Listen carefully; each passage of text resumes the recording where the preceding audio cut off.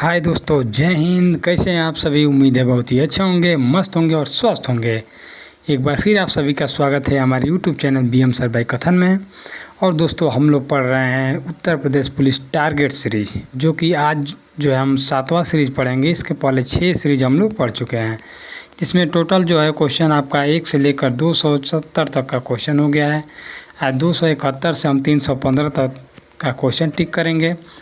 और दोस्तों देखिए, ये जो प्रैक्टिस सेट चलाने का जो मेरा मुद्दा है, ये इसीलिए है ताकि आप लोग जो है बहुत ज़्यादा दिनों से जो है पुलिस की तैयारी कर रहे हैं और भी अन्य कंपटीशन क्षेत्र में जो भी वैकेंसी है उसकी तैयारी आप लोग कर रहे हैं।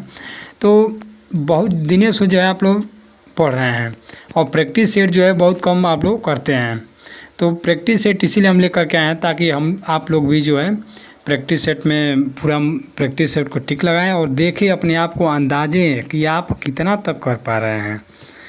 और अगर आप जो है हमारे 45 क्वेश्चन में से अगर आप लोग कम से कम 35 प्लस कर पाते हैं तो समझ लीजिए कि आपका बहुत बेस्ट है, आपकी तैयारी बहुत बढ़िया है। इसलिए कि हम जो भी क्वेश्चन लेकर के आते हैं बहुत ही महत्वपूर्ण प्रश्न लेकर आते हैं। और ये आसान प्रश्न नहीं होता है, कुछ प्रश्न तो हर सेट में आसान होते हैं, लेकिन हमारे में जो है कुछ ऐसे हैं जो बहुत आसान नहीं हैं। आप लोग प्रतिदिन अगर हमारा टेस्ट देख रहे होंगे तो उसको देख रहे होंगे क्वेश्चन इसमें किस टाइप का है। तो चलिए देर न करते हुए अब हम क्वेश्चन को शुरू करते हैं। देखिए पहला नंबर क्वेश्चन, यानी कि 271 कह रहा है 100 अर्थालंकार के कितने भेद होते हैं, आपको बताना है। तो इसका राइट आंसर क्या आ जाएगा? बी नंबर इसका राइट आंसर हो जाएगा। 12 होते हैं। चलिए आगे देखते हैं मेरे भाई। देखिए वीडियो को बिना स्किप किए हुए अंत तक देखिए और देखिए क्या मज़ा आने वाला है आपको। 272 नंबर क्वेश्चन आपके सामने आ गया है। कह रहा है इनमें से रस के कौन सा भेद है? तो रस का कौन सा भेद है? तो बी नंबर यानी करुण। क्या हो जाएगा मेरे भाई? करुण हो जाएगा। करुण रस जो है रस के भेद होते हैं। चलिए आगे देखते हैं। इनमें से अलंकार के कौन सा भेद है? आपको बताना है कि अलंकार के कौन सा भेद है। तो इसका राइट आंसर क्या हो जाएगा? शब्द अलंकार हो जाएगा। क्या हो जाएगा? शब्द अलंकार। चलिए आगे देखते हैं अगला नंबर क्वेश्चन। वर्तमान हिंदी का प्रचलित रूप क्या है? आपको बताना है। तो वर्तमान हिंदी का प्रचलित रूप क्या है? तो यह है खड़ी बोली। क्या है? खड़ी बोली है। आगे देखते हैं। कह रहा है हिंदी की आदि जननी है। तो हिंदी की आदि जननी किसे कहा जाता है? तो संस्कृत को कहा जाता है। किसे कहा जाता है मेरे भाई? संस्कृत को कहा जाता है। सी नंबर इसका राइट आंसर होगा। आगे देखते हैं कौन सा अमानक वर्ण है।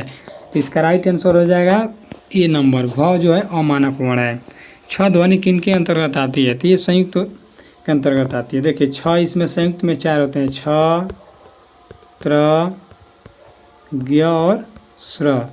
ये चारों जो है संयुक्त वर्ण होते हैं। चलिए आगे देखते हैं ज्ञ वर्ण किन वर्णों के संयोग से बना है।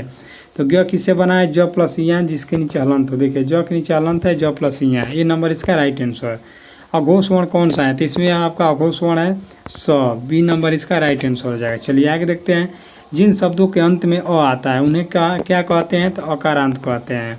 क्या कहते हैं मेरे भाई? अकारांत कहते हैं। कह रहा है छ वर्ण किसके योग से बना है? तो आपको बताना है। छ क प्लस स से मिलकर बना है, जो सी नंबर इसका राइट आंसर हो जाएगा। चलिए आगे देखते हैं।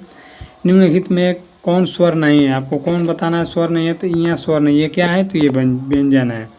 चलिए आगे देखते हैं। निम्नलिखित में कौन सा पश्च स्वर है? तो पश्च स्वर कौन सा है? तो आ जो है पश्च स्वर है। चलिए आगे देखते हैं अगला नंबर क्वेश्चन।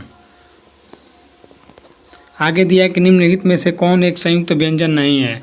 आपको बताना है इसमें संयुक्त व्यंजन कौन नहीं है। तो इसमें जो है राइट आंसर हो जाए ये नंबर। ये स जो है संयुक्त नहीं है। कौन सा व्यंजन है? तो उसमें व्यंजन होता है। चलिए आगे देखते हैं। य र ल व किस वर्ग के व्यंजन हैं? तो ये अंतस्थ व्यंजन हैं। चलिए आगे देखते हैं मेरे भाई। कंठोष्ठ व्यंजन यानी जो कंठोष्ठ स्वर है, यानी कि कह रहा है कि ध्वनि का उदाहरण कौन सा है? तो इसका राइट आंसर है सी नंबर। देखिए और नहीं रहेगा, यहाँ क्या रहेगा? और रहेगा। क्या रहेगा? और रहेगा। चलिए आगे देखते हैं अगला नंबर। कह रहा है कि निम्नलिखित में शुद्ध वर्तनी का चयन कीजिए। क्या कह रहा है? शुद्ध वर्तनी का चयन कीजिए। इसका राइट आंसर हो जाएगा बी नंबर, कुमुदनी। यही शुद्ध है इसमें। चलिए आगे देखते हैं। दिए गए शब्दों में शुद्ध वर्तनी वाला शब्द है। तो कौन सा है? तो बी नंबर। स्रोत जो है शुद्ध वर्तनी वाला शब्द है। आगे देखते हैं। दो वर्णों के मेल से होने वाले विकार को हम क्या कहते हैं? तो संधि कहते हैं। ये नंबर इसका राइट आंसर हो जाएगा। आगे देखते हैं। सदैव में प्रयुक्त संधि का नाम बताइए। वृद्धि संधि होगा। वृद्धि संधि नहीं है तो वृद्धि संधि किसका भेद है? स्वर संधि का। ये नंबर इसका राइट आंसर हो जाएगा। चलिए आगे देखते हैं। पवित्र में प्रयुक्त संधि का नाम बताइए। कौन सा होगा? अयादि संधि। सी नंबर इसका राइट आंसर। देखिए कितना तेजी से हम क्वेश्चन को कर पा रहे हैं। कह रहा है इत्यादि का सही संधि विच्छेद बताइए, तो इति प्लस आदि कौन सा होगा? सी नंबर इसका राइट आंसर हो जाएगा। आगे देखते हैं निराशा का सही संधि विच्छेद बताइए। नी प्लस आशा क्या होगा? निराशा। बी नंबर इसका राइट आंसर। आगे देखते हैं महोष्ण का सही संधि विच्छेद बताइए, तो क्या होगा? महा प्लस उष्ण। क्या होगा? महा प्लस उष्ण महोष्ण। बी नंबर इसका राइट आंसर हो जाएगा। परोपकार में प्रयुक्त संधि का नाम बताइए, तो क्या हो जाएगा? गुण संधि। क्या हो जाएगा मेरे भाई? गुण संधि हो जाएगा परोपकार का। चलिए अगला नंबर क्वेश्चन देखते हैं।